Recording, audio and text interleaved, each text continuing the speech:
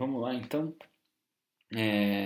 Para falar sobre esse projeto inicial do Max Horkheimer, eu vou me basear no texto que eu falei que ia passar para vocês, mas é um texto longo, ele discute várias outras coisas, que se chama Materialismo e Moral.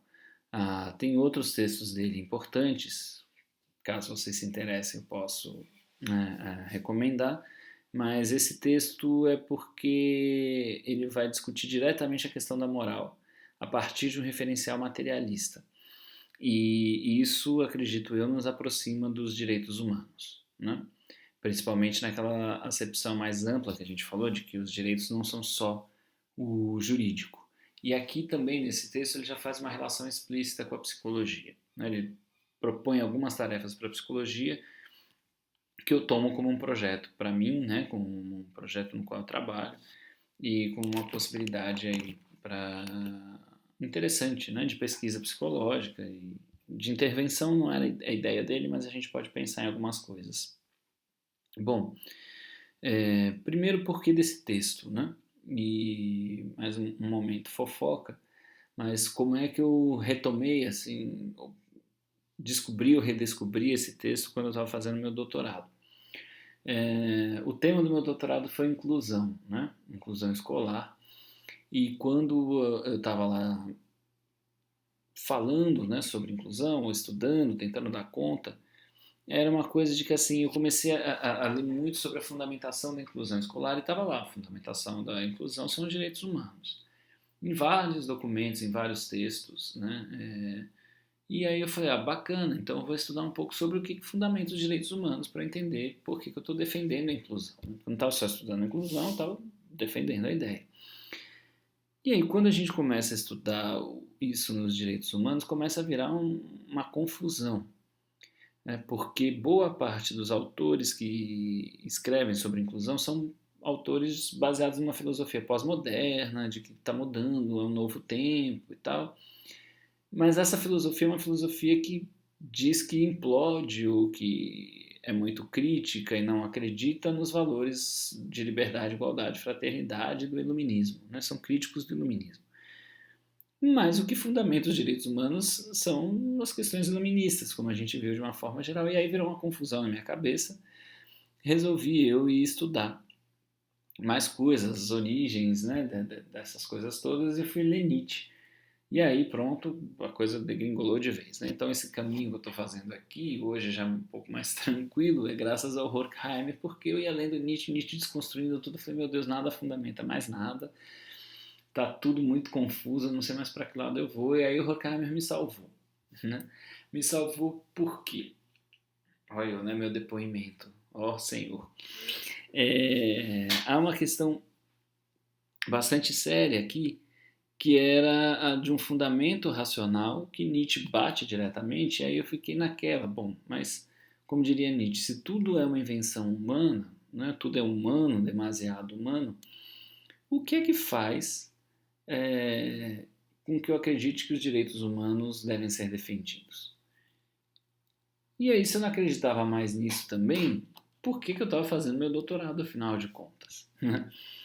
E então aparece esse texto do Horkheimer em que ele vai tentar mostrar que, sim, são invenções, mas essas invenções não são só da cabeça humana, essas invenções são da vida concreta de seres humanos que lutaram, morreram, sangraram para que determinados valores fossem defendidos em oposição a outros, né?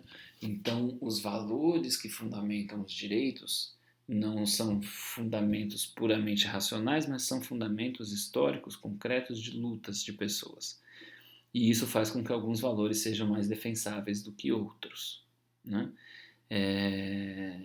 E com isso eu comecei a entender, já gostava muito da teoria de Marx, tinha feito um mestrado sobre Adorno, entendia mais ou menos, por onde eles caminhavam, mas essa ideia de que as nossas ideias, então, não vêm do nada, mas que as ideias derivam de situações concretas, né, de relações sociais concretas, acabou me fazendo entender que tanto os direitos humanos quanto a inclusão derivavam de lutas, e de lutas sociais importantes, de diversos grupos sociais, né? Então, esse texto do Horkheimer eu acho que dá uma fundamentação interessante, obviamente, para quem achar que o argumento dele faz sentido, né? Como eu achei. Pode ser que eu tenha achado porque eu estava meio perdido e aí ele me deu um norte, mas hoje, alguns anos depois, eu continuo pensando mais ou menos parecido.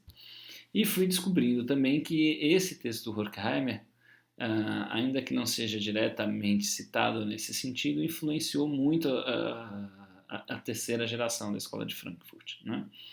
E é por isso que eu escolhi falar dele com vocês e vou fazer um resumão, pular um monte de coisa, um monte de argumento importante e conceitos, né? Mas só para a gente ter uma visão geral do argumento do Horkheimer aí. Então, no que ele se assemelha com as aulas anteriores e o que ele traz de novo. A primeira questão que eu destaco faz uma aproximação com tudo que todos falaram até aqui, né? Porque haveria para o Horkheimer uma decadência da autoridade medieval. Essa autoridade medieval, a gente está falando da Igreja Católica, era o que organizava a vida das pessoas em termos de valores. Né? Então a pessoa não tinha muita autonomia em relação ao que ela ia fazer, mas ela seguia aquilo que o Papa dizia, que o Padre dizia, ou que o rei dizia, porque era um rei representante de Deus no mundo. E quando essa autoridade medieval começa a cair, que a gente estudou aí com uma questão do direito divino, surge o que ele chama de moral. Né? Então, moral para o Horkheimer é diferente, acho que a gente falou um pouco disso lá no texto da Cecília Coimbra, né? Aquela diferença entre ética e moral, que ela faz, o que a galera que lê Foucault, Deleuze faz, não é a mesma coisa aqui, tá? Uma terminologia diferente. Então, moral para o Horkheimer não é essa coisa dos códigos, né, dos costumes, simplesmente de uma época, mas a moral expressa essa autonomia ou essa liberdade que a burguesia moderna começa a construir em relação à autoridade medieval.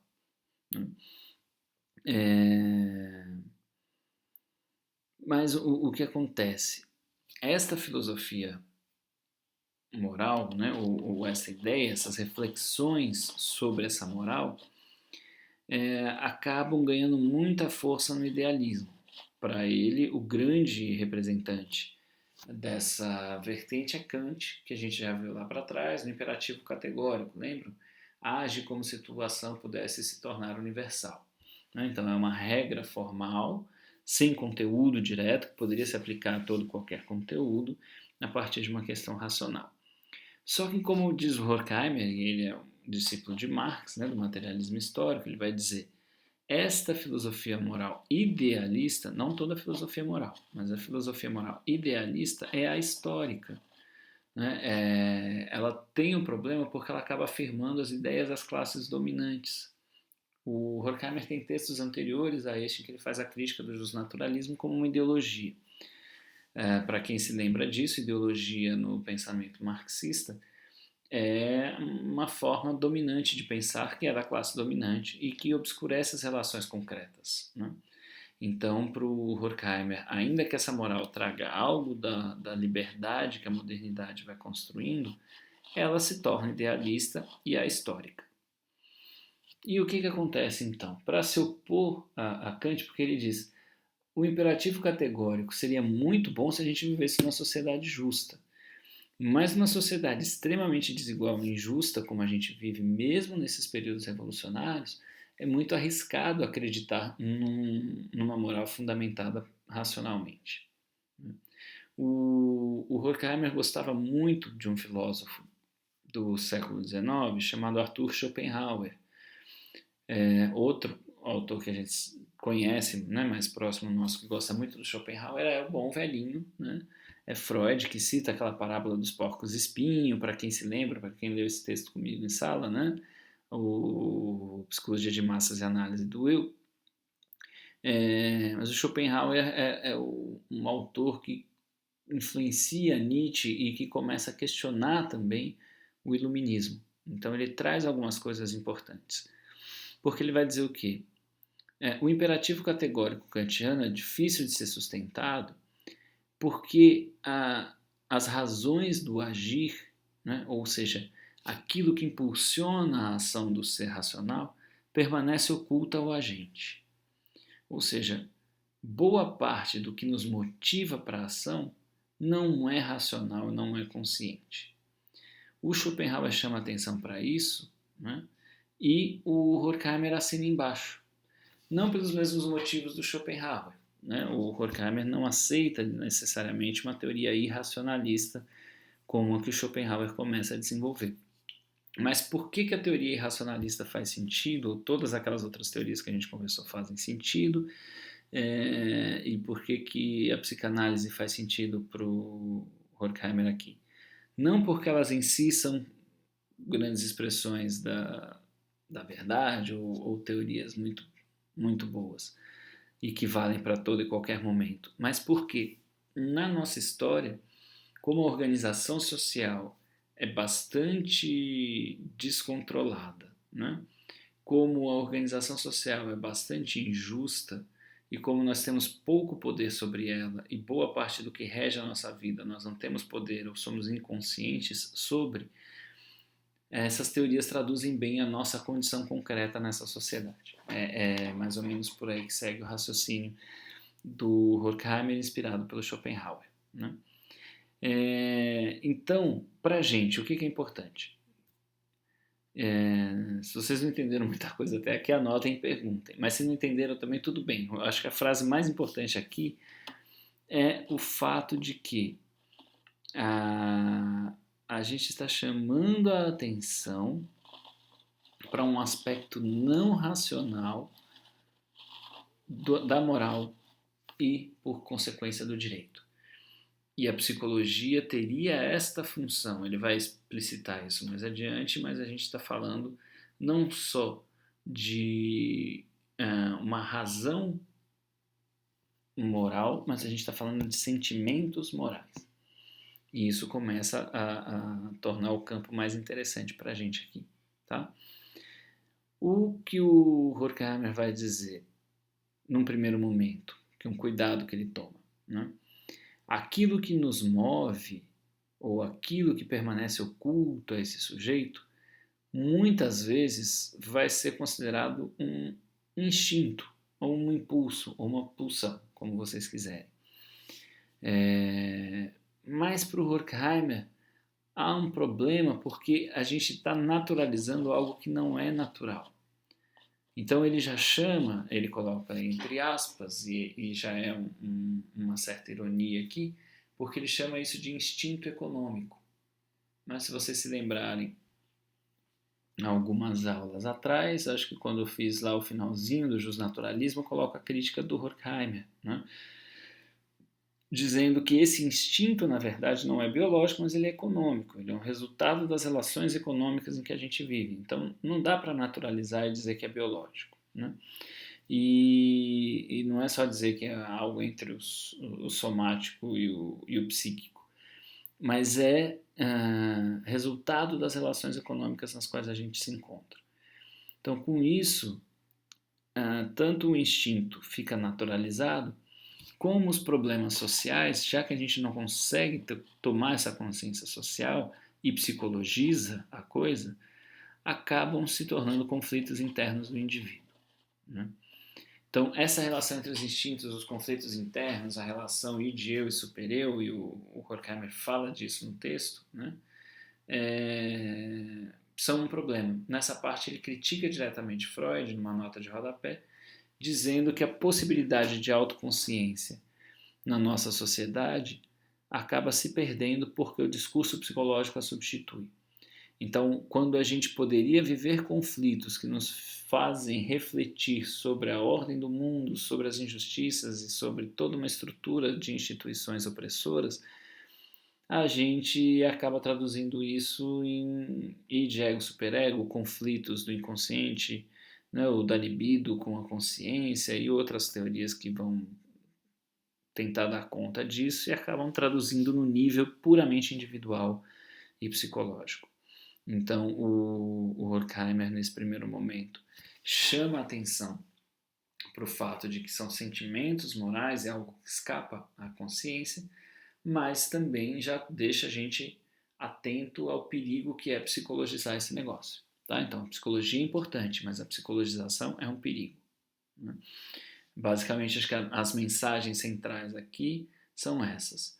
Não dá para a gente pensar moral, e eu estou estendendo isso para os direitos humanos por minha conta e risco, né? O Horkheimer não faz isso, mas eu diria que, então, para nossa reflexão aqui, a gente ganha quando a gente não fundamenta os direitos humanos puramente no racionalismo, na racionalidade, e também não cai numa discussão da vontade de poder, né, dos impulsos naquele sentido, puramente da violência.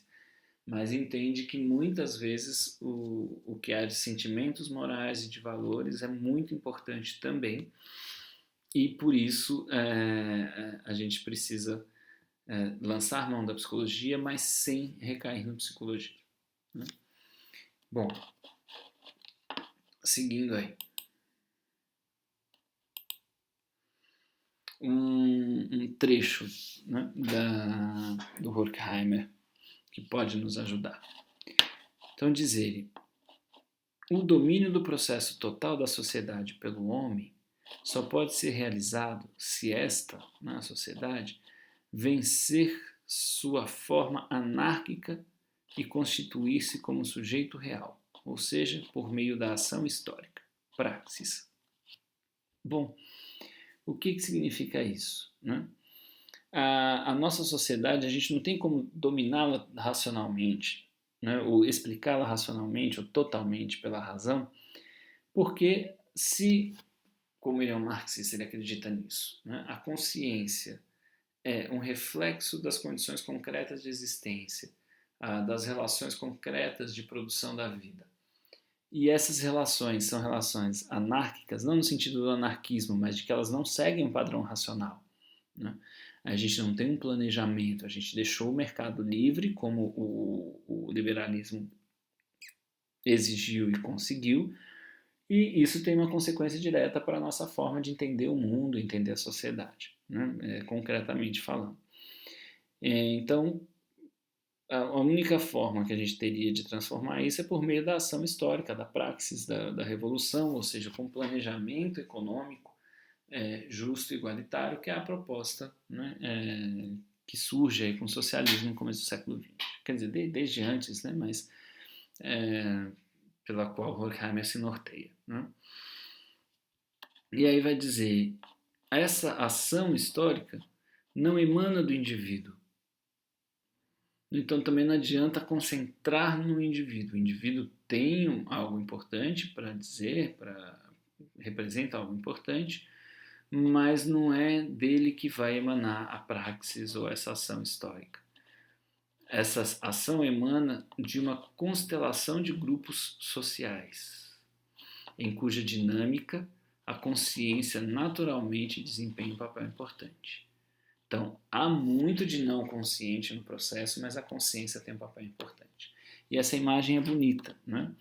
Não é um indivíduo que vai realizar a ação histórica, mas é uma constelação de grupos sociais.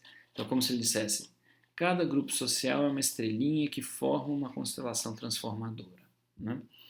E isso faz a gente pensar na importância dos movimentos sociais, dos diferentes grupos sociais, como agentes da transformação social.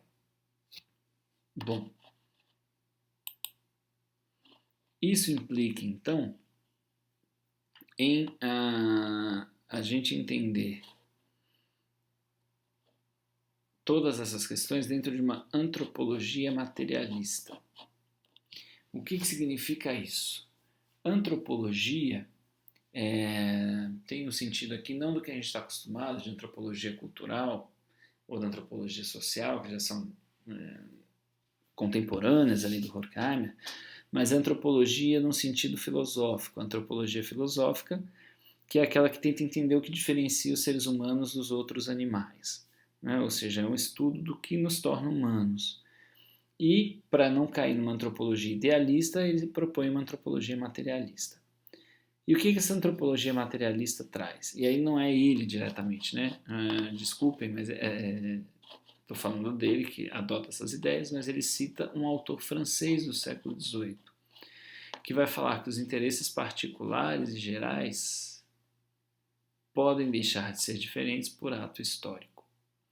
O que acontece? Nessa antropologia materialista, e isso é extremamente importante para a gente, Os interesses particulares, a vontade, deriva dos nossos impulsos, mas esses impulsos não são como o id freudiano, né, que tem ali uma base hobbesiana, como eu tentei mostrar, né? Como se o ser humano fosse egoísta por natureza, ou pelo menos seus instintos são, e estão nem aí para a sociedade, são antissociais e coisas do tipo. Para uma antropologia materialista, o que nos move são necessidades. E essas necessidades são criações históricas. É claro que elas têm um envolvimento com a biologia, a gente precisa comer, a gente precisa beber, a gente precisa ser aquecido, a gente precisa de cuidado, mas justamente essa nossa condição de ser, que precisa ser cuidado para sobreviver, nos coloca numa abertura antropológica, né, ou numa abertura para questões históricas e questões culturais, justamente por conta da nossa condição biológica. Tá? Então, isso explica um pouco essa ideia de antropologia materialista. E aqui vem um ideal que o Rousseau herda, né, de que a nossa vontade particular precisa estar expressa na vontade geral, nas leis, nas instituições do Estado.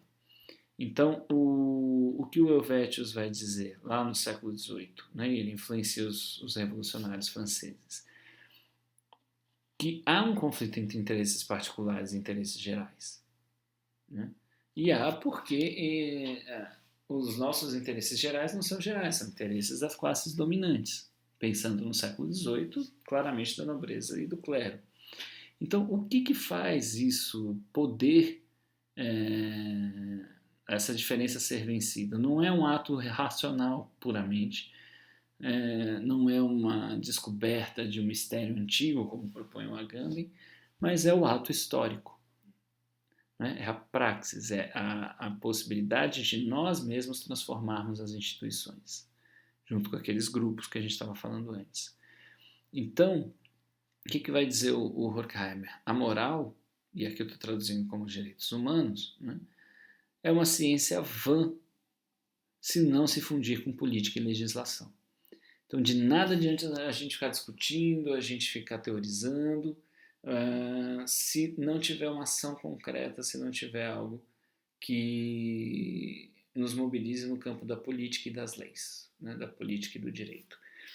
Então, essa antropologia materialista está dizendo: os meus interesses particulares derivam das minhas relações sociais. Se a gente vive em relações desiguais, ou a gente transforma isso, ou a gente vai seguir no mesmo ponto. Então, não tem outra coisa que mova o ser humano que não sejam suas necessidades construídas historicamente. Né? Isso, então, ainda que essa questão de política e legislação, né, nos chame a atenção para o direito formal, as questões políticas, e não só das políticas partidárias, mas das políticas do cotidiano, né, começam a ganhar mais força. Tá?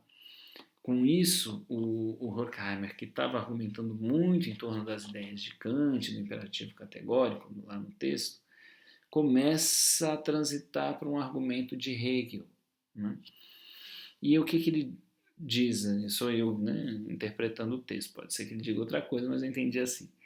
Hegel converteu a noção kantiana de que todo homem deve ser legislador, que é a ideia de autonomia kantiana, tá? Quando Kant diz que a gente precisa ser autônomo, que a gente não pode abrir mão disso para que uma outra pessoa faça uso da nossa razão, ele está usando justamente o termo autonomia. Tá? Então, a liberdade em Kant significa autonomia. Acho que eu já fiz um momento cultural falando, né, dessa ideia de que liberdade é não ter regras, é não ter controle, e ninguém afirma isso. Né? Então, autonomia vem do autos e nomos, ou seja, as regras impostas por si mesmo, que a gente aceita racionalmente como nossa. Então, o Hegel pega essa noção, né, de que o ser humano deve ser legislador, ou seja, ou ele cria as leis, ou ele está no mesmo patamar porque ele aceita leis que são racionais, né? E aí ele vai pegar essa ideia do Kant não apenas no sentido do direito, mas do cotidiano, no fundamento de sua filosofia. Então, na filosofia de Hegel, de uma forma geral, na filosofia do direito de Hegel, ele está dizendo, direito não é só aquilo que está no campo da formalidade, mas é aquilo que está no cotidiano. Isso para a gente também é muito importante, porque isso coloca a nossa relação com o trabalho da psicologia pelos direitos humanos no cotidiano, no dia a dia, com os grupos com os quais a gente convive, né? Então, para ele, né, para Hegel, racionalidade é a unidade entre liberdade subjetiva e objetiva. Então, a racionalidade não é o que a gente vive, a gente tem uma razão subjetiva, né? Uma forma lógica de operar. Mas racionalidade só será tal quando houver uma unidade entre a liberdade subjetiva e a objetiva, né? Ou seja, quando a vontade geral e a dos indivíduos se encontram. Isso está nos princípios de filosofia do direito de Hegel, segundo Horkheimer, né? Então, a razão é algo a ser conquistado, a razão é uma prática, né? A razão não é puramente teórica. Para termos um mundo em que nós consigamos dar conta conscientemente de seus problemas, é preciso que a gente organize o mundo de forma racional. E isso é uma conquista a acontecer. É que o nosso cotidiano seja racional, mas razão aqui não é só essa razão de pensamento, é razão em termos de organização material, organização da vida, a transformação pelo trabalho das coisas para o bem comum, né? Ou seja, a produção de alimentos para todos, a produção de vestimenta, casa, residência para todos. Isso já está nos estudos de economia política do Hegel lá no finalzinho do século XVIII para início do século XIX, né? Então, essa ideia do Hegel, para a gente pensar moral, para a gente pensar direitos, conduz diretamente à economia política, né? Então, a gente pensar como nós produzimos a vida, como nós distribuímos isso e como nós organizamos a produção e a distribuição politicamente. Isso é direito, isso tem a ver com o cotidiano, tá? E não é só o que está no jurídico, é toda essa questão. Bom, se assim o Horkheimer se coloca, a gente vai ver que ele critica o Nietzsche, por exemplo, porque ele recai num argumento circular. Lembram da vontade de poder? Né? Que é a vontade de poder que gera filosofia, que vai estar na base dos direitos humanos, a ideia de igualdade. Para o Horkheimer é um argumento circular, né? Porque ele vai tentar opor à moral burguesa os impulsos, né? Aqueles impulsos da vontade de poder, que, segundo a tese do Horkheimer, né, de que eles derivam da economia, são originados na própria era burguesa. Então, Nietzsche tenta fazer uma crítica da moral burguesa a partir da vontade de poder, a partir dos instintos humanos, porque ele adota isso como se fossem da natureza mesmo, que é bem estranho, dado que Nietzsche faz uma crítica disso, mas é uma contradição do filósofo. Pelo menos eu acredito nessa interpretação do Horkheimer, do que eu consegui estudar e entender de Nietzsche, o que não invalida o pensamento dele como um todo, mas tem seus pontos, né, de contradição. Bom, não sei se ficou claro, mas é isso, né? O Nietzsche opõe à moral burguesa, que seria a moral judaico-cristã, os impulsos que estão lá por baixo, por trás da vontade de poder. Mas o Horkheimer está entendendo que esses impulsos já são reflexo dessa mesma sociedade. Então Nietzsche joga a mesma sociedade contra ela própria e, portanto, fica nesse argumento circular que vai recair sobre o indivíduo e a possibilidade de um indivíduo transvalorar os valores, né? E o Horkheimer atribui esses erros de Nietzsche ao desconhecimento da dialética e da economia, né? Então, o fato de Nietzsche até pensar de forma materialista, mas sem dialética e sem economia, é bastante complicado para o Horkheimer. Bom, chegando então, a gente fez a crítica a Kant, a gente fez a crítica a Nietzsche, né, que são autores que fundamentam as nossas aulas anteriores, a gente chega naquela solução que eu acho que foi a que me salvou, né? Quando o Horkheimer afirma: o materialismo vê a moral como manifestação da vida de determinados homens, como um impulso histórico.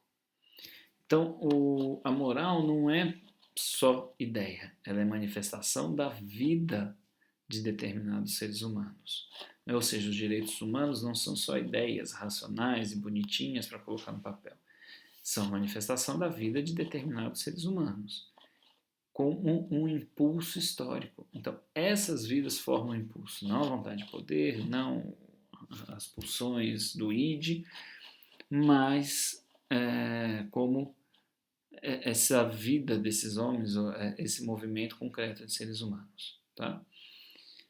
Ele é, o materialismo, o lado teórico dos esforços para erradicar a miséria existente. E atrás da moral não há uma instância supra-histórica. Então, o Horkheimer está tentando tirar a metafísica da moral, essa ideia de uma lei natural, de uma constância dos seres humanos, como se existisse uma essência humana dada, né? E ele traz essa ideia de que o que nos interessa são as práticas cotidianas dos seres humanos, como isto e essas relações formam a moral, a ideia de justiça, a ideia de igualdade, e o que o materialismo busca, né? Ou seja, por que materialismo? Porque diz que tudo deriva da matéria? Também, mas isso é um materialismo vulgar. O materialismo histórico dialético, vai partir da seguinte questão. São as relações de produção de vida que formam a nossa consciência, que constroem as filosofias. Não é a vontade de poder, mas são essas relações de sobrevivência, de trabalho, de produção. Mas isso gera desigualdade, e a desigualdade é material. As pessoas morrem de fome, né? As pessoas vivem numa condição desigual em vários aspectos por conta da desigualdade material. Então, o materialismo não é só uma descrição do mundo a partir da matéria. O materialismo é uma proposta de transformação do mundo e de transformação das relações materiais. Então, o materialismo é o lado teórico dos esforços para acabar com a miséria, né? O materialismo propõe uma felicidade, essa felicidade tem como base a igualdade. Tá? E então, por trás da moral não tem nada de supra-histórico, uma natureza por trás, o mundo dos valores que vão se manter eternos. O Horkheimer vai dizer, tem ideias que são muito boas e que estão aí. Por exemplo, igualdade, liberdade, justiça. Mas elas foram inventadas e elas podem se perder na história. Nem sempre a gente vai poder falar de liberdade, de igualdade. Este momento histórico que nós vivemos, que herda algo de alguns séculos, ainda nos possibilita falar disso. Mas esses valores podem se perder mais adiante, né? Enfim, chegando na parte que nos interessa. Construído todo esse cenário sobre esses impulsos, sobre aquilo que nos move, sobre o que o materialismo gostaria de fazer, que é acabar com essa miséria e tudo mais, vai dizer o Horkheimer que a psicologia e outras ciências auxiliares da história devem unir-se para explicar os valores, sempre reconhecidos, e sua mudança. Que valores são esses que são reconhecidos, que são mantidos, que vão se reproduzindo? Mas o que faz também com que os seres humanos mudem esses valores em alguns momentos históricos? E a gente teve revoluções importantes, como a gente já falou aqui, a Revolução Gloriosa na Inglaterra, a Revolução Francesa, a independência dos Estados Unidos, as guerras e transformações do mundo no século XIX e XX, né? Então, o papel da psicologia seria justamente o quê? Explicar como esses valores se constituem, como esses valores são reconhecidos e como esses valores são transformados, né? Infelizmente, a gente tem pouca pesquisa nesse sentido. Fica aí a dica para quem quiser se filiar a essa ideia e desenvolver um pouco mais. Então, o Horkheimer afirmaria, não tem como fundamentar a moral na inteligência ou na lógica, que é o que os naturalistas fazem, né? Todas as tentativas recaem na ideologia da harmonia ou da espiritualidade, ou seja, é sempre uma ideia de uma razão harmônica que mantém todo mundo mais ou menos no mesmo lugar, e para eles falar de harmonia desse jeito é ideológico, é tentar impor uma ordem a partir da exploração e da desigualdade, né? Que é a desordem, que é o caos e que é o que precisa ser transformado. Então, a moral representa um estado psíquico. Essa também é outra coisa importante, né? Então, a gente não vai fundamentar na inteligência, na lógica, mas a gente precisa entender o estado psíquico que representa a moral. E descrever esse estado psíquico, né? E torná-lo compreensível em suas condições pessoais e mecanismos de propagação de uma geração a outra é tarefa da psicologia. Então, como é que a gente herda esses valores, como é que a gente passa eles adiante? Freud tem uma teoria interessante, a gente vai conversar mais detalhadamente mais para frente, mas diria Freud que o nosso superego não é o superego dos nossos pais, mas dos nossos avós, porque os nossos pais se identificaram com ele, e essa identificação não necessariamente é pela via consciente, e com isso a gente acaba reproduzindo valores que não são nossos, ou que a gente nem sabe muito bem de onde veio, né? O Horkheimer tinha consciência que Freud tinha escrito isso um pouquinho antes. Esse texto, se eu não me engano, de 1935, Freud escreveu sobre isso em 1932. Se alguém se interessar, pode fazer o trabalho sobre isso também, as novas conferências introdutórias de Freud, principalmente uma em que ele discute o socialismo, né, e algumas questões políticas mais diretamente, tá bom?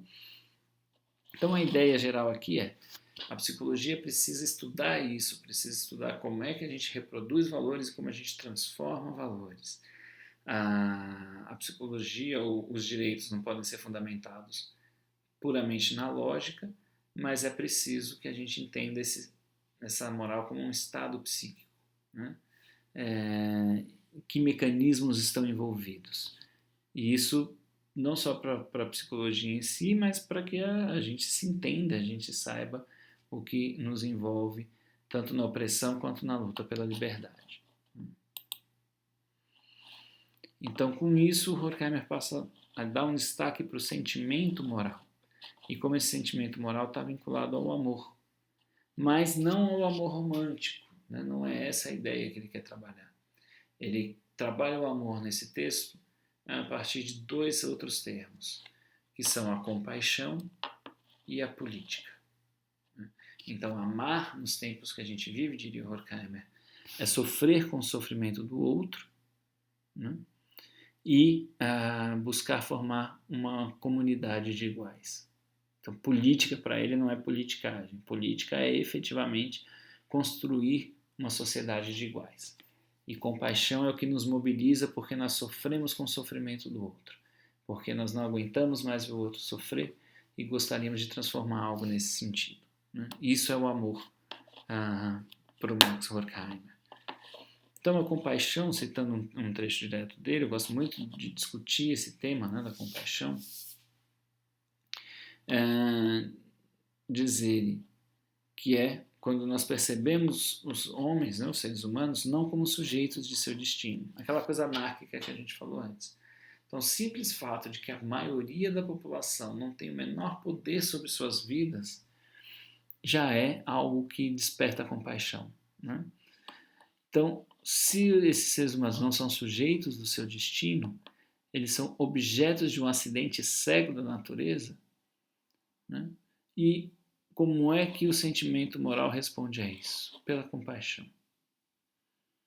Pelo nosso incômodo de ver as pessoas sofrerem, de querer fazer alguma coisa para transformar isso.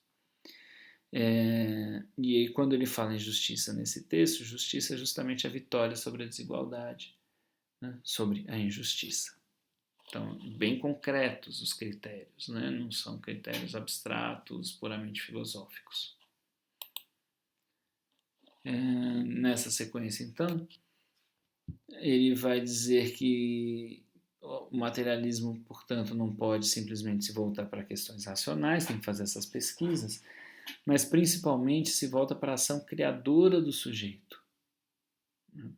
Isso vai ser muito importante, a gente vai discutir a ação criativa mais adiante, mas o materialismo só pode entender a transformação social se entender a praxis, se entender como as pessoas criam diferenças no seu cotidiano, nas suas relações, ações diferenciadas, né? Mas não como se essa ação criadora fosse independente, né? Não é uma posição idealista como o gênio criativo, então o artista é aquela pessoa fora do mundo que tem essa capacidade. Não é essa a ideia, né?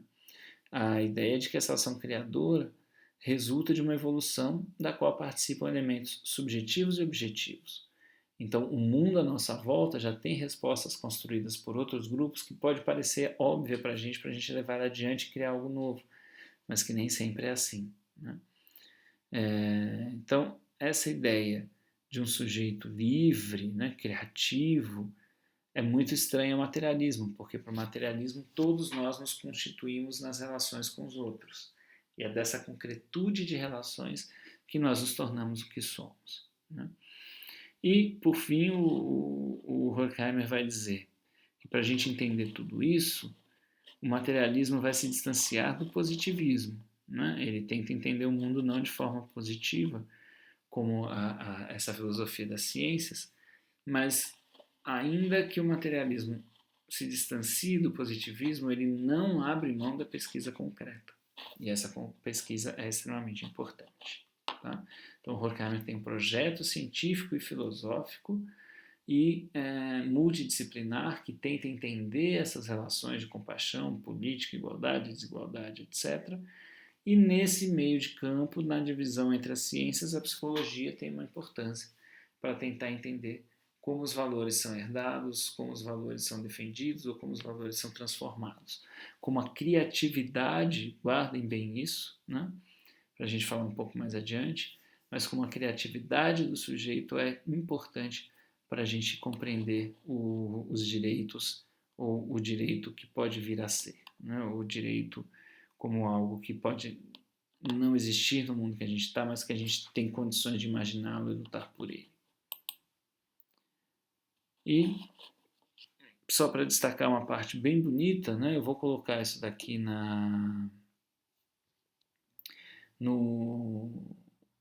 Google Sala de Aula para um momento cultural bonito, né? O Horkheimer tenta falar então que quando ele está se referindo aos sujeitos, aos indivíduos, à pessoa, ele não está falando de um sujeito econômico, né? De um sujeito isolado, de um sujeito como muitas vezes aparece. Então a pessoa aqui não é isso, tá? A pessoa, na concepção do Horkheimer, é um membro de uma comunidade feliz. Então ser pessoa não é o simples fato de ser humano e ser influenciado pela história, né? Mas ser humano é ser membro de uma comunidade feliz. Então ele fala menos em lei natural, né, menos em justnaturalismo. Vamos pensar nisso para os direitos humanos. Então é uma fundamentação dos direitos humanos não no justnaturalismo, na lei natural, mas na Nona Sinfonia de Beethoven. O que é isso, né? A Nona Sinfonia de Beethoven, aquela do